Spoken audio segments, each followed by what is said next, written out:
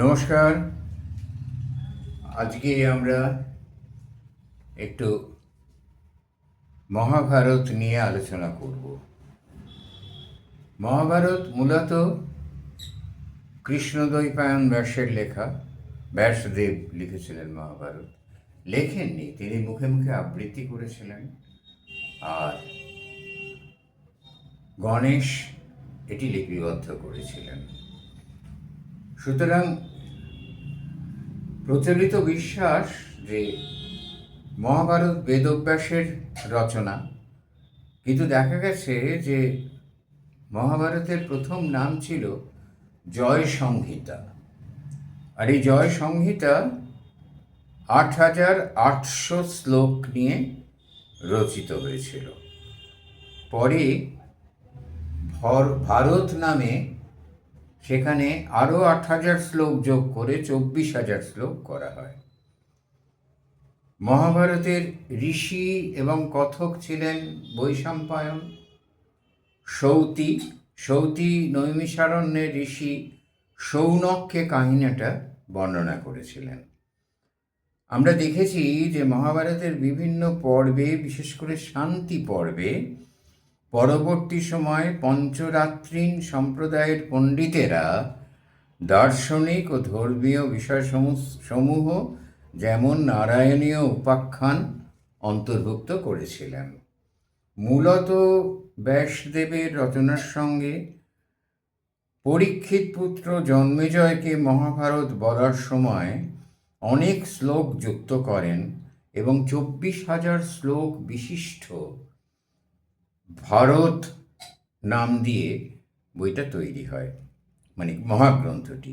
ব্যাসদেব পরবর্তীকালে, আমি আগেই বলেছি যে এখানে আরও শ্লোক দিয়ে, আরও শ্লোক অন্তর্ভুক্ত করে এখানে উগ্রশ্রবা সৌতি পূর্ণাঙ্গ মহাভারত রচনা করেন ১,০০,০০০ বা তার বেশি শ্লোক দিয়ে। ব্যাসদেব এই কাব্যটি মনে মনে রচনা করেছিলেন, বাস্তব রূপ দিয়েছিলেন গণেশ। এটা প্রতীক, কিন্তু গণেশ এটির লেখ্যরূপ দান করেছিলেন। তাই যদি হয়, তাহলে ব্যাসদেবের পরবর্তী সময়ে যে সমস্ত ঋষিরা এখানে শ্লোক যুক্ত করেছিলেন, সেগুলো তাহলে গণেশের লেখা নয়, সেগুলো অন্য কেউ তাহলে লিখেছিলেন। গণেশের সঙ্গে ব্যাসদেবের গুহার অনেক দূরত্ব ছিল। কোনো বাস্তব পরিমাপেই ওই গুহা থেকে এই গুহা নানা রকম যোগ সাধনা টাধনা বলা যেতে পারে, কিন্তু সেইভাবে তো কোনো কিছুর ব্যাখ্যা দেয়া যায় না, আর ব্যাখ্যা দেয়া হয়ও নি। অলৌকিক বলে ছেড়ে দেওয়া হয়েছে, অলৌকিক অতিলৌকিক কিছু হয় না। সেখানে গণেশের সঙ্গে ব্যাসদেবের দূরত্ব কিসের? গণেশ বুদ্ধি ও জ্ঞান, আর বিশাল বুদ্ধি ব্যাসদেব অভিজ্ঞতার গভীরতা।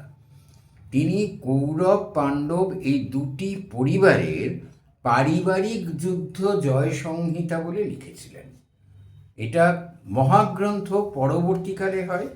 মূলত জয় সংহিতা কৌরব পাণ্ডবদের পারিবারিক কলহের একটি দলিল। এটা ইতিহাস ভিত্তিক কাব্য। ইতিহাস ভিত্তিক কাব্য, সবটা ইতিহাস নয়, এর মধ্যে অনেক কাব্যিক উপাদান আছে। মহাভারত উপন্যাসের কাঠামো বিশিষ্ট একটি মহাকাব্য। একটি রাজত্বের অধিকার নিয়ে গৃহবিবাদ, সেখান থেকে জয় সংহিতা লেখা হয় এবং পরবর্তীকালে সেখানে নানা উপাদান মিশে মহাকাব্য তৈরি হয়। আমরা এতে মহাকাব্যিক উপাদানগুলো আমরা এতে পাই। বৈদিক শাস্ত্র ও পরাশর মুনি অনুসারে ভগবান হলেন একসঙ্গে ৬টি ঐশ্বর্য বা গুণের পূর্ণ অধিকারী। এই গুণকে একত্রে ভগ বলে। এটা কেন বললাম এই জন্যে, ভগবান শ্রীকৃষ্ণ তিনি বিষ্ণুর অবতার, ঠিক আছে, কিন্তু ওইভাবে হয়তো স্বর্গ থেকে নেমে এসে মাতৃগর্ভে জন্ম নিয়ে মনুষ্যরূপধারী অবতার, এটা যদি মেনে নেওয়া নাও যায়, মেনে নেওয়া একটু মুশকিল যে বিষ্ণু বলে কেউ আছেন, তার একজন কেউ অবতার হলেন।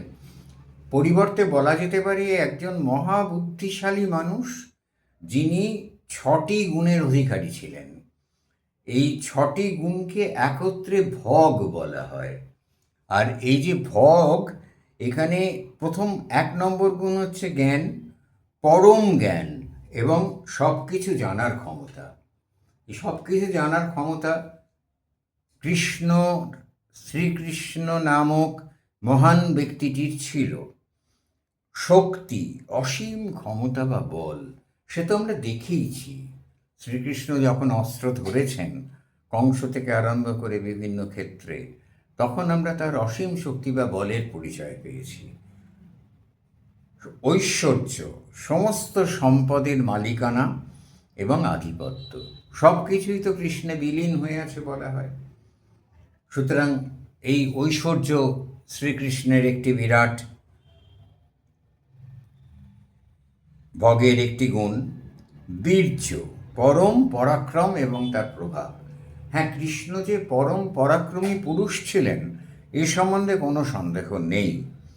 শ্রী, পরম সৌন্দর্য ও মহিমা, এটা তো কৃষ্ণের ভিতরে ছিলই, যার জন্যে রাধিকা, গোপিনী এই সমস্ত কাল্পনিক চরিত্র খাড়া করা হয়েছে। রাধিকা বলে তো সত্যি সত্যি কেউ ছিলেন না, বৈষ্ণব প্রভুদের কল্পনা। রা মানে সচ্চিদানন্দ, ধা মানে যিনি সেটা ধারণ করে আছেন। সুতরাং এই সমস্ত শ্রীকৃষ্ণের অসাধারণ শ্রীর জন্য এইগুলোকে কল্পনা করা হয়েছে। বৈরাগ্য, সমস্ত কিছুর মাঝে থেকেও অনাসক্ত থাকার ক্ষমতা।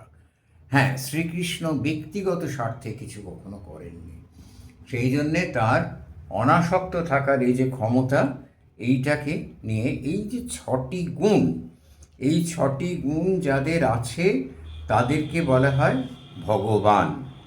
এবং এই 6টি গুণ বৈদিক শাস্ত্র ও পরাশর মুনি অনুসারে এই 6টি গুণের অধিকারীকে ভগবান বলা হয়। একসাথে 6টি ঐশ্বর্য বলা হয়েছে, অথবা গুণের পূর্ণ অধিকারী। এই গুণকে একত্রে ভগ বলা হয়। কৃষ্ণ নামক মহাপুরুষের এই ক্ষমতা ছিল এবং তিনি এই সমস্ত ক্ষমতা বলে তিনি যুদ্ধের সারথ্য করেছিলেন। অর্জুনের সারথ্য করা মানে যুদ্ধের রশি তার হাতে ছিল, যুদ্ধের লাগাম তিনি ধরে রেখেছিলেন। যুদ্ধের লাগাম অন্য কারোর হাতে ছিল না। তিনি জানতেন যুদ্ধে কী ফল হবে, সেই জন্য নিষ্কাম কর্ম করার উপদেশ দিয়েছেন গীতায়। সেটা অবশ্য আরও অন্যভাবেও প্রযোজ্য। কিন্তু সারথ্য, হঠাৎ শ্রীকৃষ্ণ সারথ্য করতে গেলেন কেন? এই মহা ক্ষমতাশালী মানুষটি, তিনি তো অর্জুনের পক্ষ নিতেই পারতেন। নিলেন না এই জন্যে কারণ তিনি যুদ্ধ নীতি স্থির করবেন এবং এই যুদ্ধের যে গতি প্রকৃতি নির্ণয় করবেন, তিনি এই যুদ্ধকে নিয়ে যাবেন। কারণ প্রয়োজন হয়েছিল, এই যুদ্ধের প্রয়োজন হয়েছিল তাবৎ রাজশক্তির কে লয় করে দিয়ে নতুন রাজশক্তিকে নিয়ে আসা, নতুন যুগের প্রবর্তন হবে। এছাড়া ভগবানের আরেকটা ব্যাখ্যাও পাওয়া যায়, অপেক্ষাকৃত অর্বাচীন সেই ব্যাখ্যা। ভগবান শব্দের একটা ভিন্ন অর্থ আছে। ভ ভূমি, গ গগন, অ অগ্নি, ব বায়ু এবং ন নীর, অর্থাৎ ক্ষিতি অপ তেজ মরুদ্গম। এই 5টি উপাদানই তো ভগবান। এই 5টি উপাদান আমাদের বাঁচিয়ে রেখেছে এবং মৃত্যুর পরে এই শরীর এই পঞ্চভূতে লীন হয়ে যাবে, আর এর কোথাও কোনো অস্তিত্ব থাকবে না, না মানসিকভাবে, না আত্মিকভাবে, না শারীরিকভাবে। এই জন্য এই পঞ্চশক্তিকে বাদ দিয়ে, আমি সামান্য বুদ্ধিতে যেটুকু পড়াশোনা করেছি তাতে এই পঞ্চশক্তিকে বাদ দিয়ে কিচ্ছু ভাবা যায়নি। এমনকি অবধূতেরা, দত্তাত্রেয়, গীতা যিনি রচয়িতা মুনি দত্তাত্রেয়, তিনিও যে 24 গুরু মেনে নিয়েছেন, সেখানেও এই পঞ্চশক্তির কথা প্রথমে বলা হয়েছে। তাহলে এই পঞ্চশক্তি ভগবান। আর একজন মহাশক্তিশালী কূটনৈতিক, নানা বিষয়ে জ্ঞানের অধিকারী পুরুষ ছিলেন কৃষ্ণ। তিনি অর্জুনের বন্ধু, তিনি মানুষ, তিনি এই সমস্ত গুণের দ্বারা দেবত্ব প্রাপ্ত হয়েছিলেন। মানুষ তাকে ক্রমে দেবতার আসনে বসিয়েছে, বিশেষত তার অন্তর্ধানের পর তার অভাব পূর্ণ করেছে এই ভেবে যে তিনি তো দেবতা, তাকে এখন দেখতে না পেলেও তিনি সর্বত্র বিরাজমান। নমস্কার।